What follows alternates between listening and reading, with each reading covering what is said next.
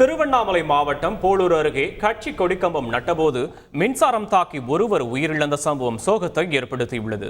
இது தொடர்பான விவரங்களை செய்தியாளர் மணிமாறன் வழங்க கேட்போம். மணிமாறன், வணக்கம். அங்கு என்ன நடந்தது மணிமாறன்?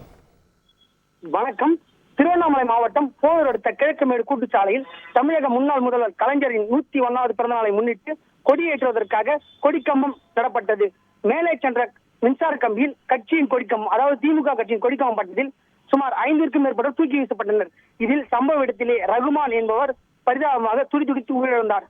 உடன் இருந்த கோதண்டராமன் பலத்த காயமடைந்து வேலூர் சிஎம்சி மருத்துவமனையில் அனுமதிக்கப்பட்டுள்ள நிலையில் மற்ற மூவரும், அதாவது மணி, ராஜி, அப்துல் ஆகியோர் அருகில் உள்ள சேத்துப்பட்டு மருத்துவமனையில் சிகிச்சை பெற்று வருகின்றனர்.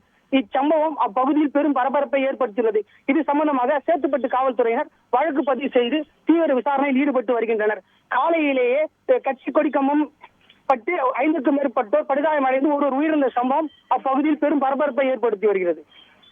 நன்றி மணிமாறன். செய்திகளை உடனுக்குடன் தெரிந்து கொள்ள உடனே சப்ஸ்கிரைப் பண்ணுங்க.